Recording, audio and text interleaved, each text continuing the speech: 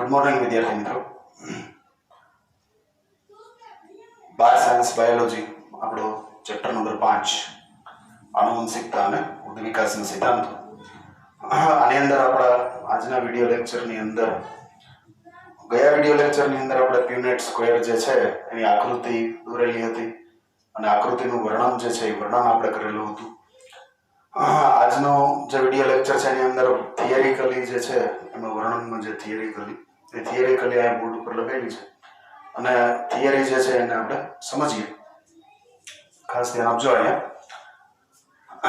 Punnett square ના ઉપયોગથી મેન્ડલના એક સંકરણ જે છે એના પ્રયોગની સમજૂતી। આ સમજૂતીની અંદર જે આપણે પુનેટ સ્ક્વેર જે છે એક પ્રકારનો આલેખ છે। આલેખ જે છે મેં તમને આગલા લેક્ચરમાં કીધું હતું કે આલેખ જે છે એ કોઈ સમસ્યા નથી। આલેખ આપણી સમસ્યાને હળવી કરવા માટે છે, નહીં કે આપણી સમસ્યાને વધારવા માટે। તો પુનેટ સ્ક્વેરના આલેખનો અભ્યાસ આપણે કઈ રીતે કરી શકીએ એ આપણે જોઈએ। અહીંયા આ આલેખીય રજૂઆત જે છે એ જનનિક સંકરણના પ્રયોગમાં સંતતિના સંભવિત બધા જ જનીન પ્રકારની ગણતરી કરવા માટે વપરાય છે। આ જે આલેખ છે આલેખનો ઉપયોગ આપણે જ્યારે કોઈ જનનિક સંકરણ કરતા હોય તો ત્યારે આપણને કેવા પ્રકારની સંતતિઓ પ્રાપ્ત થશે એના વિશેની સંભાવનાઓ છે એની ગણતરી કરવા માટે તેને વપરાતું હોય છે।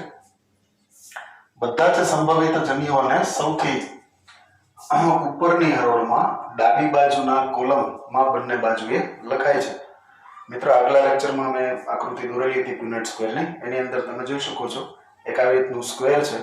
સ્ક્વેરની એક બાજુએ F1 પેઢીમાં તમે જોઈ શકો છો કે એમાં એક બાજુએ કેપિટલ ટી ઊંચા છોડ કરીને લખેલું છે અને બીજી સાઈડ સ્મોલ ટી નીચા છોડ કરીને લખેલું છે। મતલબ કે આપણને એક્ઝામ્પલ તરીકે જે પુનેટ ચાર્ટ આપેલો છે એની અંદર ઊંચા છોડ વિરુદ્ધ નીચા છોડનો આલેખ દોરેલો છે। તેમાં એક સાઈડ કેપિટલ ટી અને એક સાઈડ સ્મોલ ટી એટલે ટોટલી 4 જનીન જે છે એ ચારે 4 જનીનોને લખેલા છે। બંને બાજુએ ડાબી સાઈડ બંને બાજુએ લખેલા છે। બધા સંભવિત સંયોજનોને નીચેના ચોરસ ખાનાઓમાં દર્શાવાય છે।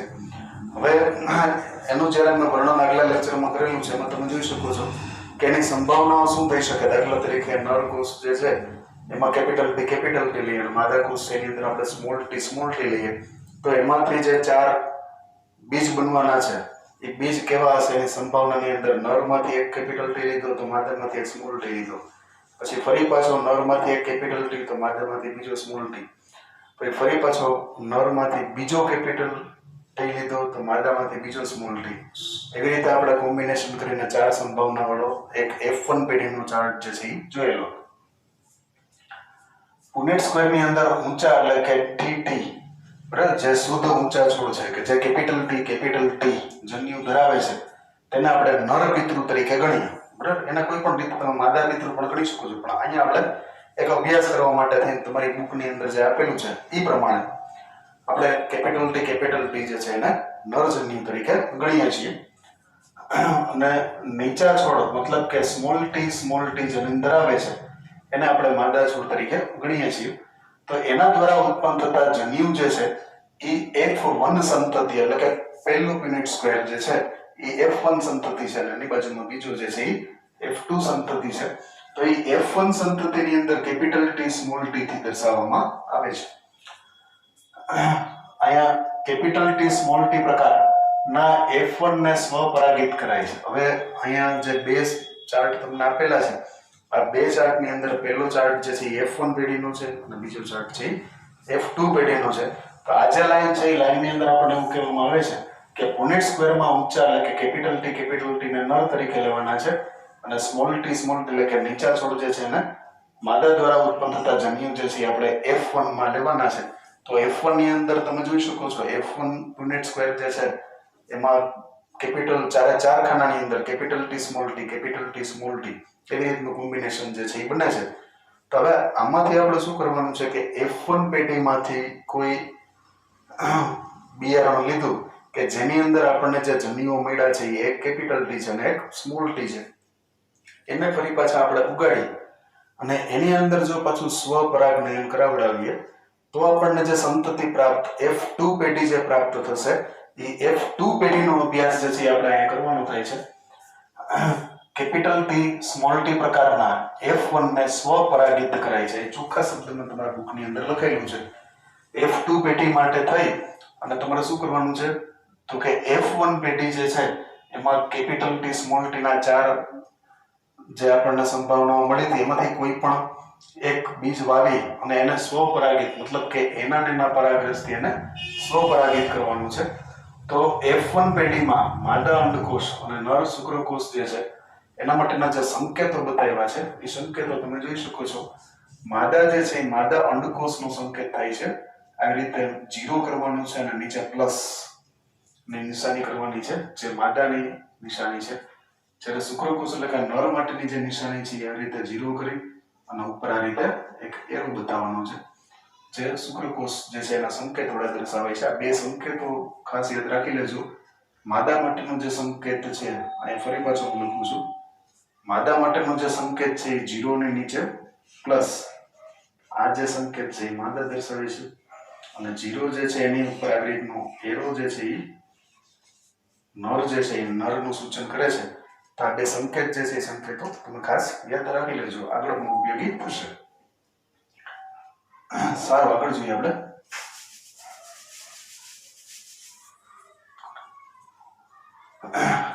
કેપિટલ ટી સ્મોલ ટી ના F1 છોડના સ્વફલનથી સરખી સંખ્યામાં કેપિટલ ટી અને સ્મોલ ટી જનીન પ્રકાર ધરાવતા જન્યુઓ જે છે આપણને મળે છે.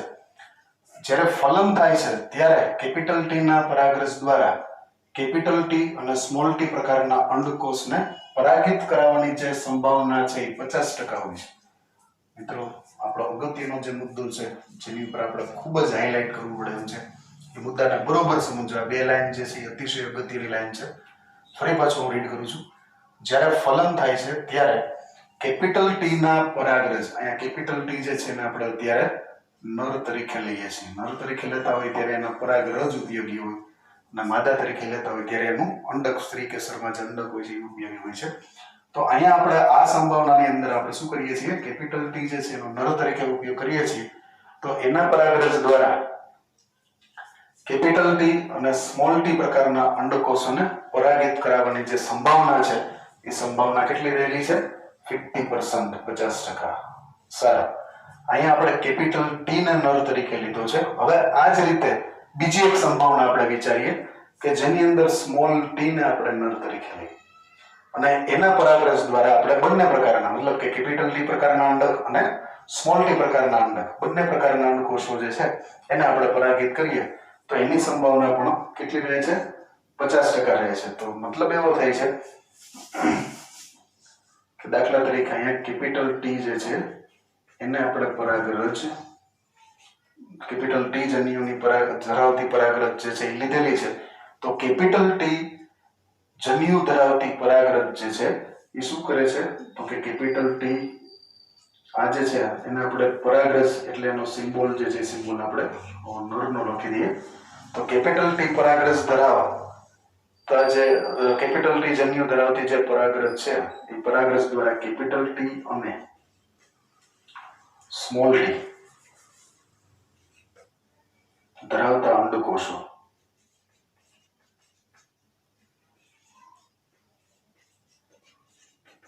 પરાગિત થવાની સંભાવના, એનું ફલન થવાની જે સંભાવના છે, કોષો ફલિત થવાની સંભાવના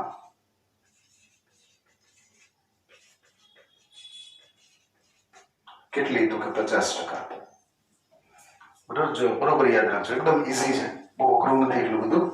આ જે મુદ્દો છે એ મુદ્દાની અંદર એવા પરાગરજ કે જેની અંદર જે જન્યુ પ્રકાર જે છે એ જન્યુ પ્રકાર કેપિટલ ટી પ્રકારનો છે. તો એ કેપિટલ ટી ધરાવતો અંડકોષ અને સ્મોલ ટી ધરાવતા અંડકોષ ને ફલિત કરી શકે એની સંભાવના જે છે એ સંભાવના કેટલા ટકા રહે છે? તો કે 50%, એટલે કે 50%. અચ્છા, હવે આનાથી થોડુંક ઊંધો વિચારીએ. અહીંયા આપણે પરાગરજ તરીકે આપણે કેપિટલ ટી લીધું હતું, હવે અહીંયા પરાગરજ તરીકે આપણે સ્મોલ ટી,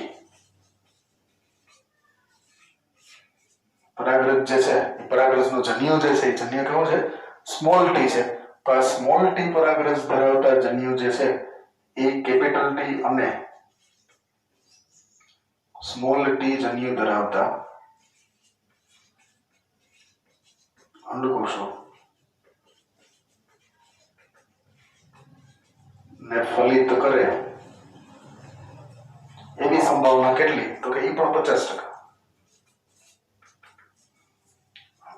સારું, બે મુદ્દા જે છે એ બે મુદ્દા યાદ રહેશે એવી હું આશા રાખું. પાછું એકવાર સમજાવી દઉં છું. આપણી પાસે જે હવે F1 સંતતિ છે, F1 સંતતિની અંદર આપણી પાસે ચાર છોડ જે છે એ કેપિટલ ટી અને સ્મોલ ટી જન્યુ ધરાવતા બીજ જે છે એ આપણને પ્રાપ્ત થયેલા છે. હવે આ કેપિટલ ટી અને સ્મોલ ટી જન્યુની જોડી ધરાવતા એટલે કે વિષમયુગ્મી જન્યુ જે છે એ વિષમ જન્યુ ને જો આપણે પરાગિત કરીએ, મતલબ કે પરાગરજ માં ફલન જે છે એ ફલન આપણે સ્વફલન એનું કરાવડાવીએ તો આપણને જે F2 પેઢી પ્રાપ્ત થાય, તો એ F2 પેઢી પ્રાપ્ત કરવા માટે જે આપણને સંતતિ મળતી હોય, ફલન થતું હોય, તો એ ફલનમાં સંભાવનાઓ કેવી રહેલી છે? તો કે એવા પરાગરજ કે જે કેપિટલ ટી જન્યુ ધરાવે છે એ કેપિટલ ટી અને સ્મોલ ટી ધરાવતા અંડકોષોને ફલિત કરે એની સંભાવના કેટલી છે? 50%. અચ્છા, એવા પરાગરજ કે જે સ્મોલ ટી ધરાવે છે, જન્યુ ધરાવે છે સ્મોલ ટી, એ કેપિટલ ટી અને સ્મોલ ટી જન્યુ ધરાવતા અંડકોષોને ફલિત કરે એની સંભાવના કેટલી છે? 50%. મતલબ એવો થાય છે કે અહીંયા બંનેની સંભાવનાઓ જે છે 50% રહેલી છે. એ આપણને વાક્ય જે છે એ દર્શાવે છે. સારું, અનિયમિત ફલન, બરાબર, મતલબ કે અહીંયા ફલન જે થાય છે ફલન અનિયમિત પ્રકારનું થાય છે અને એનું પરિણામ જે છે એ પરિણામથી આપણને જે ફલિતાંડ મળે છે એ 3 પ્રકારના ફલિતાંડ મળે છે. એક છે કેપિટલ ટી. દાખલા તરીકે અહીંયા કેપિટલ ટી એ પરાગરજ જે કેપિટલ ટી અંડકોષને ફલિત કર્યું તો એનું જે યુગ્મનજ બન્યું, દાખલા તરીકે આ એક જન્યુ જે છે કેપિટલ ટી છે અને આ કેપિટલ ટી વાળો આ નર જન્યુ છે અને આ જે બીજો માદા જન્યુ છે કેવું છે? સ્મોલ ટી ધરાવે છે. અહીં મેં સિમ્બોલ લખ્યા છે. તો આ બેનું જે પરિણામ મળે છે એ પરિણામ કેવું છે? Capital T. અચ્છા, બીજી એક વાત કરીએ. દાખલા તરીકે આ એક જન્યુ કેપિટલ ટી છે કે જે નર જન્યુ છે અને આ એક માદા જન્યુ છે કે જે સ્મોલ ટી ધરાવે છે. તો આના ફલનનું જે પરિણામ મળશે એ આપણને કેવું મળશે? તો કે કેપિટલ ટી સ્મોલ ટી. ત્રીજા નંબરની જે સંભાવના છે એની આપણે વાત કરીએ તો દાખલા તરીકે આ એક નર જન્યુ છે કે જે સ્મોલ ટી ધરાવે છે. અચ્છા, એનું ફલન જે છે એ એક બીજા અંડકોષ સાથે થાય છે, માદા જન્યુ સાથે કે જે સ્મોલ ટી ધરાવે છે. તો આનું જે રિઝલ્ટ મળે છે કેવું મળે છે આપણને? Small T. મતલબ કે અહીંયા સંભાવના જે છે એ 3 પ્રકારની રહેલી છે. પહેલી સંભાવના તો કે કેપિટલ ટી નર જન્યુ કેપિટલ ટી માદા જન્યુને ફલિત કરે તો એનો જે જન્યુ મળે એ કેપિટલ ટી મળે. સંભાવના નંબર 2, સ્મોલ ટી નર જન્યુ જે છે એ સ્મોલ ટી માદા જન્યુને ફલિત કરે તો આપણને જે રિઝલ્ટ મળે એ કેવું મળે? Small T. અને સંભાવના નંબર 3 કે કેપિટલ ટી નર જન્યુ જે છે એ સ્મોલ ટી માદા જન્યુને ફલિત કરે તો આપણને જે પરિણામ મળે એ કેવું મળે? તો કે કેપિટલ ટી સ્મોલ ટી પ્રકારનું મળી શકે છે. પુનેટ સ્ક્વેરના અનિયમિત ફલન એટલે કે રેન્ડમલી જે ફર્ટિલાઇઝેશન થાય છે એનું પરિણામ જે છે એ પરિણામની અંદર આપણને 1/4 કોષો 1/4 એટલે કે 25% કોષો જે છે એ કેપિટલ ટી વાળા 1/2 એટલે કે 50% કોષો જે છે એ આપણને કેપિટલ ટી સ્મોલ ટી વાળા અને બીજા 25% કોષો એટલે કે 1/4 જે છે એ સ્મોલ ટી વાળા કોષો આપણને મળે છે. F1 માં જનીન પ્રકાર કેપિટલ ટી અને સ્મોલ ટી પણ સ્વરૂપ પ્રકાર જે છે ઊંચા જોવા મળે છે. હવે અહીંયા જો બે વસ્તુ છે, એક જીનોટાઇપ જે છે એની વાત કરી હતી અને બીજા એ સ્વરૂપ પ્રકાર જે છે એની વાત કરી હતી. F1 સંતતિની અંદર જે ચારે છોડ છે એ ઊંચા થશે. ઊંચા થવા પાછળનું રિઝલ્ટ એ છે કે ચારે ની અંદર એક કેપિટલ ટી ઓછામાં ઓછો આવેલો છે. તો આ એક કેપિટલ ટી હોવાના કારણે ચારે છોડ છે F1 પેઢીમાં કેવા થશે? ઊંચા થશે. F2 પેઢી જે છે F2 પેઢીની અંદર 3/4 અહીંયા તમે જોઈ શકો છો 3/4 એટલા માટે કે ખાલી 1/4 જે છે એ જ નીચા છોડ મળશે, જ્યારે કેપિટલ ટી અને કેપિટલ ટી સ્મોલ ટી ધરાવતા છોડો જે છે એ ઊંચા પ્રકારવાળા જોવા મળે છે. કારણ કે એની અંદર જન્યુ જે છે એ કાં તો બંને જન્યુ કેપિટલ ટી હોય ને કાં તો એક જન્યુ કેપિટલ ટી હોય એટલે બાહ્ય સ્વરૂપ જે છે એ એનાથી અલગ પડતા નથી. મિત્રો ખાસ યાદ રાખજો, કેપિટલ ટી અને કેપિટલ ટી સ્મોલ ટી એના જનીન સ્વરૂપ ભલે જુદા છે પણ બાહ્ય સ્વરૂપથી અલગ પડતા નથી. બાહ્ય સ્વરૂપ બેના સરખા હોય છે, મતલબ કે બાહ્ય સ્વરૂપથી ઊંચા જોવા મળે છે. ટૂંકમાં એમ કહીએ કે ઊંચા છોડ બનવા માટે ઓછામાં ઓછો એક કેપિટલ ટી જન્યુ હોવો જોઈએ તો છોડ જે છે એ ઊંચા થાય છે. બીજી વાત કરીએ, આમ જ જનીન પ્રકાર કેપિટલ ટી સ્મોલ ટી માં માત્ર એક જ લક્ષણ કેપિટલ ટી ની અભિવ્યક્ત થાય છે. બરાબર, એટલા માટે કેપિટલ ટી જે છે એ સ્મોલ ટી ઉપર પ્રભાવી જનીન છે. F2 સ્વરૂપ પ્રકારની અંદર વાત કરીએ તો 3:1 પણ જનીન સ્વરૂપ. ખાસ યાદ રાખજો, F2 ની અંદર સ્વરૂપ પ્રકાર જે છે એ સ્વરૂપ પ્રકાર છે 3:1, પરંતુ જનીન સ્વરૂપ પ્રકાર જે છે એ 1:2:1 જે છે એનું રહેલું જોવા મળે છે. અહીંયા પ્રમાણ 1 જે છે કેપિટલ ટી, પછી પ્રમાણ 2 જે છે એ છે કેપિટલ ટી સ્મોલ ટી અને છેલ્લું એક જે છે એ સ્મોલ ટી પ્રકારનું જોવા મળે છે. મતલબ કે F2 પેઢી જે છે એની અંદર આપણને કેપિટલ ટી જન્યુ ધરાવતા જે કોષો છે એ 25% જે ફલિતાંડ જે છે આપણને પ્રાપ્ત થાય છે. કેપિટલ ટી અને સ્મોલ ટી પ્રકારની જન્યુઓ પ્રકાર ધરાવતા જે આપણને ફલિતાંડ પ્રાપ્ત થાય છે 2 એટલે કે 50%, અને સ્મોલ ટી પ્રકારના જન્યુ જે છે આપણને ફરી એક એટલે કે 25%, એટલે કે 25, 50 અને 25. કેપિટલ ટી નું પ્રમાણ જે છે એ 25, પછી કેપિટલ ટી સ્મોલ ટી નું જે પ્રમાણ છે એ 50 અને સ્મોલ ટી નું પ્રમાણ જે છે એ આપણને 25 જે છે એ 25% જોવા મળે છે.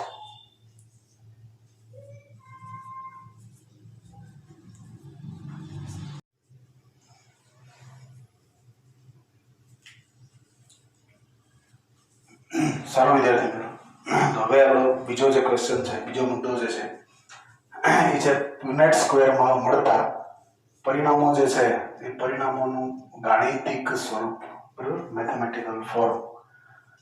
પ્યુનેટ સ્ક્વેર જે છે એનાથી આપણને જે કઈ રિઝલ્ટ મળ્યા હતા, જે 1:2:1 ના પ્રમાણમાં હતા, એને આપણે ગાણિતિક રીતે સાબિત કરવા હોય તો કઈ રીતે કરી શકીએ?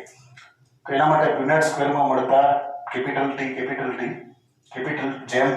ટી સ્મોલ ટી જેમ સ્મોલ ટી આનું જે પ્રમાણ છે એ પ્રમાણ 1:2:1 ને ગાણિતિક દ્વિપદી સંગણ્યતા એટલે કે ax by નો વર્ગ જેવી દ્વિપદી સંગણ્યતામાં વ્યક્ત કરી શકાય છે, જેમાં કેપિટલ ટી અને સ્મોલ ટી જન્યુઓ જે છે એ સમાન આવૃત્તિ એટલે કે 1:1 માં રહે છે. તો આવો જોઈએ આપણે, એને આપણે ગાણિતિક સ્વરૂપ આપીએ. અહીંયા પહેલું જે આપણું સૂત્ર હતું ax by સ્ક્વેર, આની અંદર આપણે કેપિટલ ટી અને સ્મોલ ટી જે છે એની કિંમતો જે છે એ મૂકીએ, અને પહેલું પદ તરીકે આપણે કેપિટલ ટી લઈએ છીએ અને બીજા પદ તરીકે આપણે સ્મોલ ટી લઈએ છીએ, પછી પ્લસની નિશાની છે. અને જોઈએ આપણે તો અહીંયા 1/2 કેપિટલ ટી વત્તા 1/2 સ્મોલ ટી નો વર્ગ, બરાબર. તો આ પદ જે છે એ પદને આપણે સામાન્ય રૂપ આપીએ તો આનો મતલબ એવો થાય, આ વર્ગ જે છે એ વર્ગથી આને આપણે ગુણીએ તો 1/2 કેપિટલ ટી વત્તા 1/2 સ્મોલ ટી ગુણ્યા 1/2 કેપિટલ ટી વત્તા 1/2 સ્મોલ ટી, આનો ગુણાકાર કૌંસ છોડી અને ગુણાકાર જે છે એને સાદુરૂપ આપીએ આપણે તો આપણને જવાબ મળશે 1/4 એટલે કે 1/4 capital T 1/2 capital T small T અને 1/4 સ્મોલ ટી. આ પ્રકારનું પરિણામ જે છે એ આપણને અહીંયા પ્રાપ્ત થાય છે. તો આ એનું ગાણિતિક સ્વરૂપ છે, એમસીક્યુ માટે ખાસ પાકું કરવાનું છે.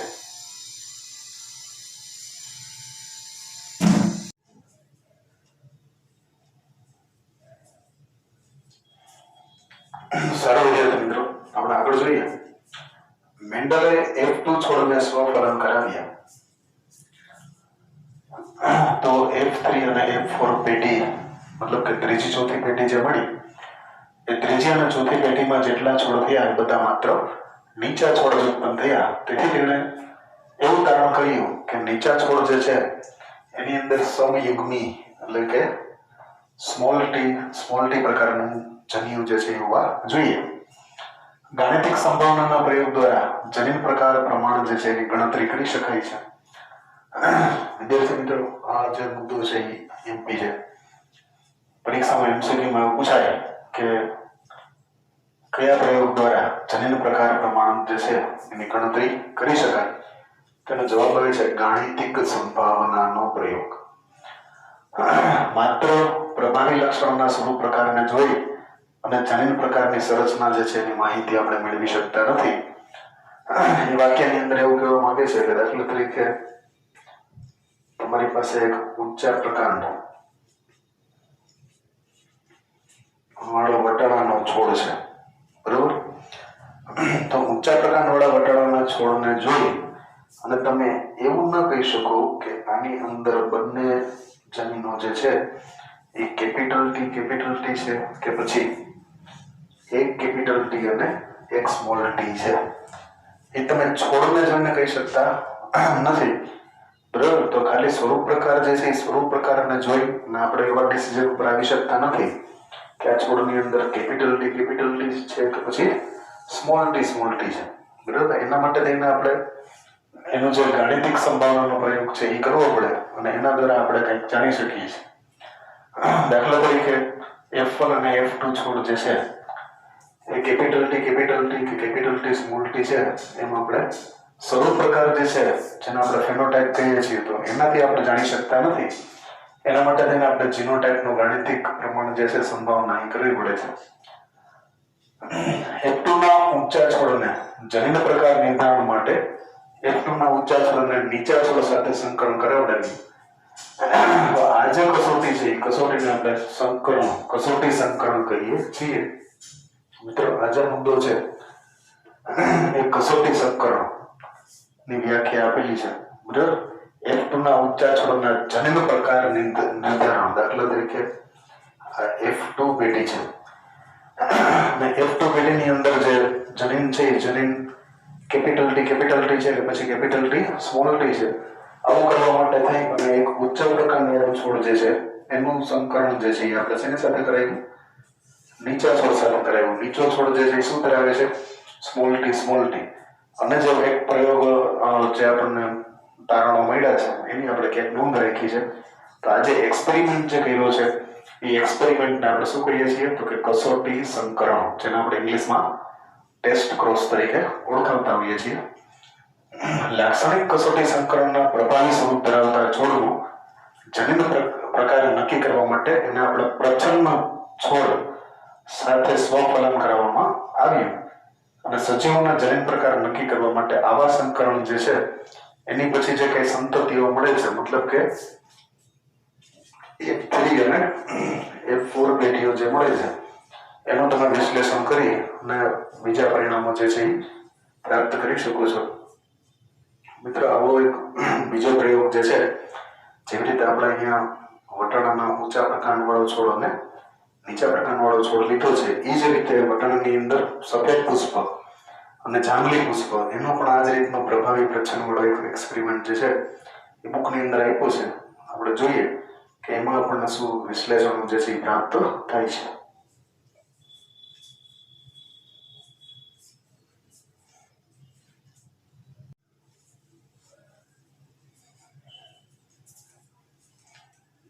સરળ વિદ્યાર્થી મિત્રો, આપણો જે પ્રશ્ન હતો એ એવો હતો કે ઊંચો છોડ જે છે એ ઊંચા છોડમાં કેપિટલ ટી પ્રકારના જનીન આવેલા છે કે પછી કેપિટલ ટી સ્મોલ ટી પ્રકારના જનીન આવેલા છે. આ પ્રશ્ન જે છે એ પ્રશ્નનું સમાધાન કરવા માટે થઈ અને જે કંઈ આપણે ઊંચો છોડ લીધો છે એનું સંકરણ જો આપણે નીચા છોડ સાથે, મતલબ કે જે પ્રચ્છન્ન સહયુગ્મી છે એની સાથે આપણે જો સંકરણ કરાવીએ તો આપણને જે રિઝલ્ટ મળે એના રિઝલ્ટ ઉપરથી આપણે જાણી શકીએ કે આપણે લીધેલો છોડ જે છે એ કેવા પ્રકારનું જનીન બંધારણ ધરાવતું હતું. આ જ વસ્તુ જે છે એ વસ્તુને આપણે એક બીજા એક્સપેરિમેન્ટ દ્વારા જોઈએ, જેની અંદર મેન્ડલે કરેલા એક્સપેરિમેન્ટની અંદર જાંબલી કલરના પુષ્પો અને સફેદ કલરના પુષ્પો વટાણાની અંદર બે કલરના પુષ્પ આવે, અમુકમાં જાંબલી રંગના આવે, અમુકમાં સફેદના આવે. તો એની અંદર જાંબલી રંગ જે છે એ પ્રભાવી, બરાબર. અહીં દર્શાવેલી આકૃતિમાં લાક્ષણિક કસોટી સંકરણમાં જાંબલી રંગના પુષ્પ જે છે એ પ્રભાવી જનીન પ્રકાર જે છે એ ધરાવે છે. હવે એમાં પણ ઊંચા છોડ નીચા છોડ જેવી સમસ્યા આમાં પણ રહેલી છે. માની લો કે તમે કોઈ એક જાંબલી પુષ્પ લીધેલું છે, તો એ જાંબલી પુષ્પની અંદર એનો જે જનીન પ્રકાર જીનોટાઇપ્સ જે છે એ WW હોઈ શકે, અથવા તો કેપિટલ W અને સ્મોલ W પણ હોઈ શકે. મિત્રો અહીં જુઓ, આ બે WW, આ બે કેપિટલ WW છે, અને અહીંયા આગળ કેપિટલ W અને સ્મોલ W છે. આપણે જે અગાઉ વાત થઈ છે એ વાત પ્રમાણે પ્રભાવી કોને કહેવાય? તો કે બે જનીન હોય અથવા તો માત્ર એક જનીન હોય તો પણ અસર દેખાડે, એને આપણે શું કહેતા હોઈએ છીએ? પ્રભાવી કહેતા હોઈએ છીએ. તો અહીંયા જાંબલી રંગના પુષ્પ જે છે એ જનીન પ્રકાર બે પ્રકારનું ધરાવે છે. એક છે કેપિટલ W, અથવા બીજો પ્રકાર જે છે કેપિટલ W અને સ્મોલ W ધરાવે છે. સફેદ રંગના પુષ્પ કે જે પ્રચ્છન્ન છે અને એ સ્મોલ W પ્રકારના જનીન પ્રકારો જે છે એ ધરાવે છે. હવે આપણે અહીં એક આકૃતિ ખાના જે છે ખાના દોરી રેખા છે, એની અંદર આપણે જોઈએ, અહીંયા એક આપણે સહયુગ્મી પ્રચ્છન્ન મતલબ કે એક સફેદ પુષ્પ, પ્રચ્છન્ન જે છે એ પ્રચ્છન્ન અહીંયા આપણા માટે થઈ જશે સફેદ પુષ્પ.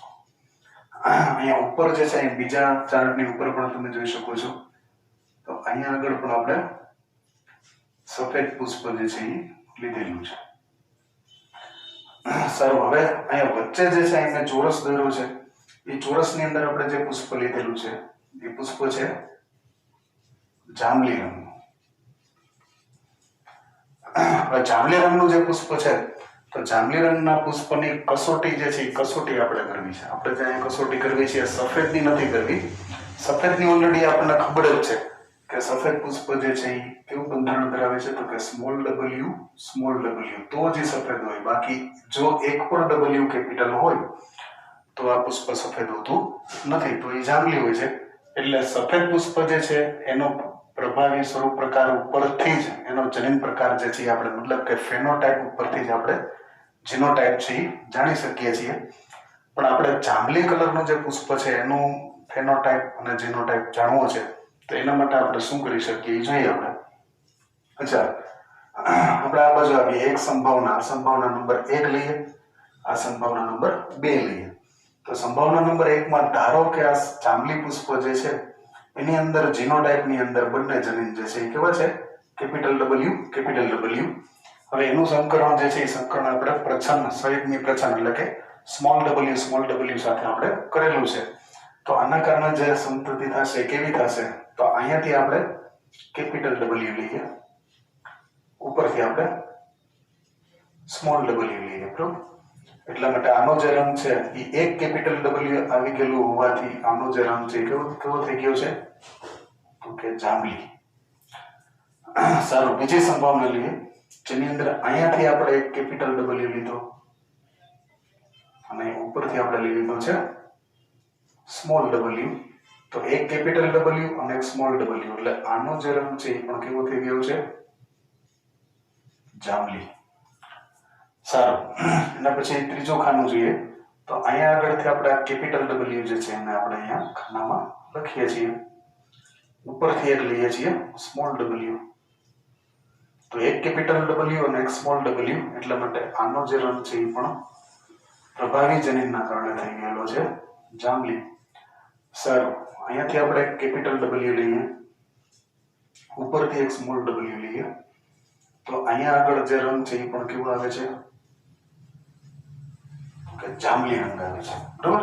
એટલા માટે આ સંભાવના નંબર 1 કોષ્ટક નંબર 1 કે જ્યાં આપણે જે જાંબલી પુષ્પ લીધું હતું એ જાંબલી પુષ્પની અંદર જે જીનોટાઇપની અંદર બંને જનીન હતા એ કેપિટલ W હતા, એના કારણે આપણને જે સંતતિ એનું જ્યારે આપણે સંયુગ્મી પ્રચ્છન્ન સફેદ પુષ્પ સાથે સંકરણ કરાયું તો એનાથી આપણને જે 4 છોડ મળ્યા એ 4માં જે પુષ્પ આવે છે એ પુષ્પ કેવા આવશે? તો કે જાંબલી આવશે.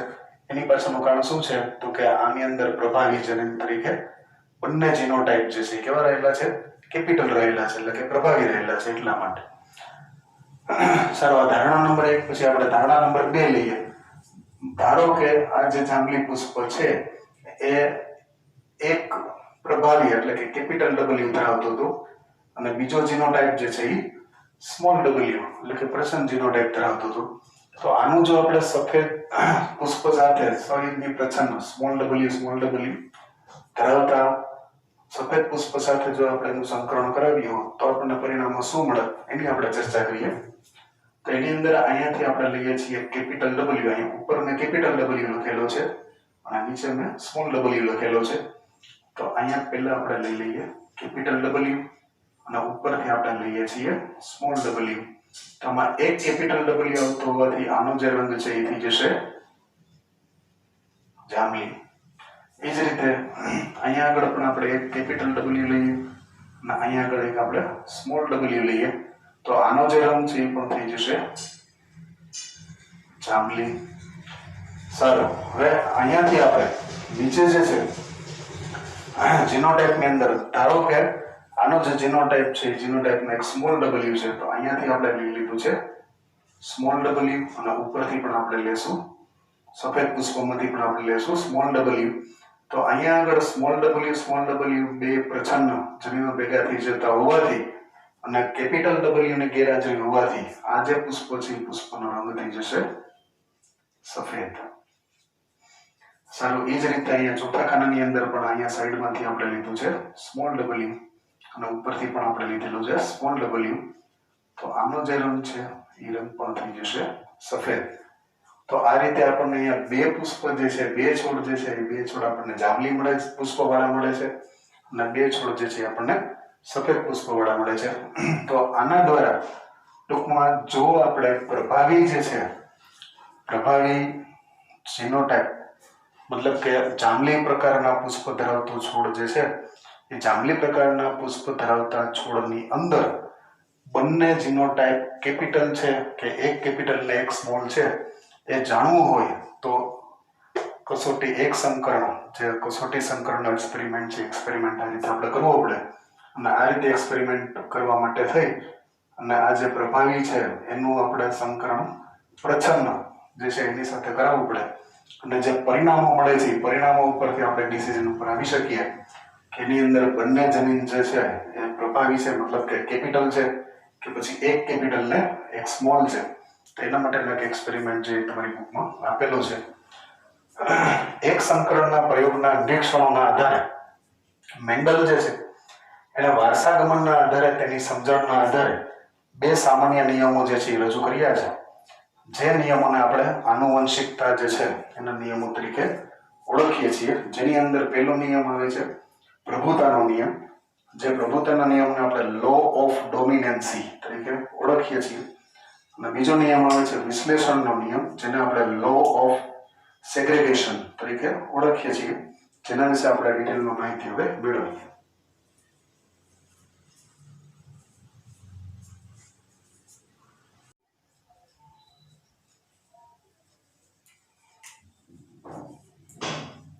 સારું વિદ્યાર્થી મિત્રો, તો આજે આપણે મેન્ડલ દ્વારા અપાયેલો પ્રભુતાનો જે નિયમ છે એના કેટલાક મુદ્દાઓ અહીંયા તપાસીએ. પ્રભુતાનો નિયમ જે છે ઇંગ્લિશમાં લો ઓફ ડોમિનન્સી તરીકે ઓળખવામાં આવે છે. લો ઓફ ડોમિનન્સી જે છે એના ત્રણ મુદ્દા ખાસ યાદ રાખવાના છે. જેમાં પહેલું છે લક્ષણોનું નિર્ધારણ કારક નામના સ્વતંત્ર એટલે કે વિભક્ત બરાબર જેને આપણે ડિસ્ક્રાઇબ્ડ એકમો દ્વારા થાય છે. અહીંયા મેન્ડલ જે છે એ મેન્ડલ આપણને એવું કહેવા માંગે છે કે વટાણાના છોડ જે છે એમાંથી અમુક છોડ ઊંચા થાય છે, અમુક છોડ નીચા થાય છે. વટાણાની અંદર અમુક પુષ્પ જે છે એ જાંબલી આવે છે તો અમુક સફેદ આવે છે, અમુક જે છે એ કક્ષીય છે તો અમુક અક્ષીય છે. તો આ જે કાંઈ અવલોકનો જોવા મળે છે એ અવલોકનો પાછળનું જે કારણ છે એ કારણો એમાં રહેલા ફેક્ટર્સ એટલે કે કારક જે છે એ કારકને કારણે આવું થતું હોય છે. તો કારક શબ્દ જે છે એ કારક શબ્દ સૌથી પહેલો આપનાર જે છે એ મેન્ડલ છે. ત્યાર પછી આપણે બીજો મુદ્દો જોઈએ કે આવા જે કારકો છે એ કારકો હંમેશા જોડીમાં કારકો જે છે એ હંમેશા જોડીમાં હોય છે. એક સિંગલ કારક હોતું નથી. દાખલા તરીકે ઊંચો છોડ છે તેમાં ખાલી એક કેપિટલ ટી જેવું નહીં, પણ બે ઓપ્શન છે, બરાબર, કેપિટલ ટી અને કેપિટલ ટી. તો આ જે છોડ છે એ પણ ઊંચા હોય છે, અને કેપિટલ ટી અને સ્મોલ ટી, તો આ જે છોડ છે એ પણ ઊંચા હોય છે. તો અહીંયા બે સ્થાન, ટૂંકમાં કહેવાનો મતલબ એવો છે કે બે જગ્યાઓ છે, એક જ કારકથી આ કામ થતું નથી, એટલે કારક જે છે હંમેશા જોડીમાં હોય છે. ત્રીજા નંબરનો જે મુદ્દો છે, જો કારકોની જોડના બે કારકો અસમાન હોય, બરાબર, મતલબ કે વિષમયુગ્મી હોય, તો એક કારક જે છે એ બીજા ઉપર પ્રભાવી હોય છે. સમયુગ્મી એટલે બંને કારકો સરખા, દાખલા તરીકે કેપિટલ ટી આ સમયુગ્મી છે, પછી એવી જ રીતે સ્મોલ ટી તો આ પણ સમયુગ્મી છે. પણ માની લો કે વિષમયુગ્મી એટલે કે એક કારક કેપિટલ છે અને બીજું કારક જે છે એ સ્મોલ છે, તો આવા સંજોગોમાં કેપિટલ જે છે એ સ્મોલ ઉપર પ્રભાવી હોય છે. તો વિદ્યાર્થી મિત્રો, આ રીતે આપણે જોઈ શકીએ છીએ કે F1 પેઢી જે છે એમાં માત્ર એક જ પિતૃઓના લક્ષણ જે છે એનું અભિવ્યક્ત થાય છે. જેમ કે ઊંચા છોડ અને નીચા છોડની આપણે વાત કરીએ તો એના F1 પેઢીની અંદર જે ચારે ચાર છોડ આપણને મળ્યા હતા એ બધા ઊંચા છોડો હતા. પછી F2 પેઢીની અંદર આપણને જે 3:1નું પ્રમાણ છે એ મળેલું હતું. જાંબલી પુષ્પો અને સફેદ પુષ્પોની જો આપણે વાત કરીએ તો એની અંદર પણ એવું જ હતું કે F1 પેઢીનું જે ચાર્ટ હતો એની અંદર આપણને જે પુષ્પો મળેલા હતા એ પુષ્પો બધા જાંબલી રંગના હતા, જેવું દર્શાવે છે કે F1 પેઢી જે છે એ F1 પેઢીની અંદર પ્રભાવી જનીન જે છે એ જ અભિવ્યક્ત થતો હોય છે, અને F2 પેઢીની અંદર પછી એનું પ્રમાણ જે છે એ બદલાતું હોય છે, બરાબર, જેને આપણે આ નિયમ દ્વારા સમજાવી શકીએ છીએ. F2 પેઢી જે છે એની અંદર 3:1 જે છે એની સ્પષ્ટતા આપણને થયેલી જોવા મળતી હોય છે.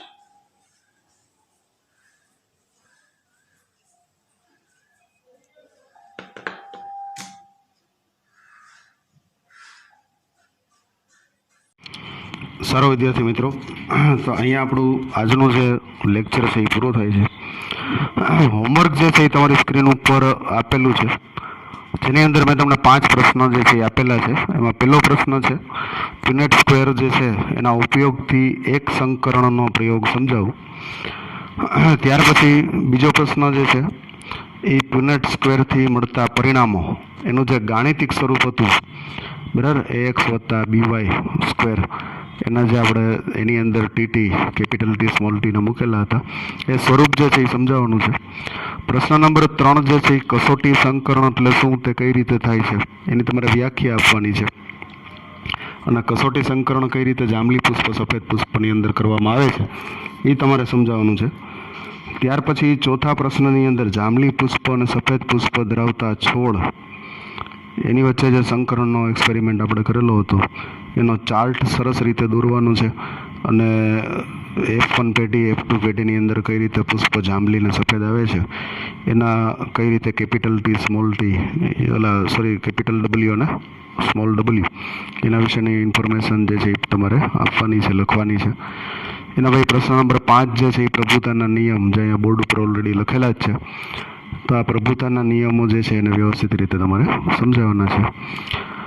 વિદ્યાર્થી મિત્રો, કોરોના જે છે એનો કહેર ખૂબ વધતો જાય છે, તો આવા સમયમાં ઘરે રહો, ખૂબ મહેનત કરો. વિડીયો લેક્ચરની અંદર ઘણું બધું આપેલું જ છે, છતાંય ન સમજાતું હોય તો સ્ક્રીન ઉપર ફોન નંબર જે છે એ ફોન નંબર આપેલા છે, ફોન નંબર દ્વારા અમારો કોન્ટેક્ટ કરી અને કંઈ પણ મુશ્કેલી હોય તો પૂછવાની છૂટ છે, બરાબર. જેમ બને એમ સિમ્પ્લિફાઈડ, જેમ બને એમ સાદું રૂપ આપી અને તમને સમજાવવાનો પ્રયત્ન અમે કરીએ છીએ. છતાં પણ તમને એવો કંઈ સમસ્યા હોય તો તમે ફોન ઉપર પૂછી શકો છો. વિદ્યાર્થી મિત્રો, આશા રાખું છું કે આ લેક્ચરની અંદર તમને ઘણું બધું શીખવા સમજવા મળેલું હશે. ફરી પાછો નવા લેક્ચરમાં નવેસરથી મળીશું. આવજો, good bye, take care, stay home, stay safe.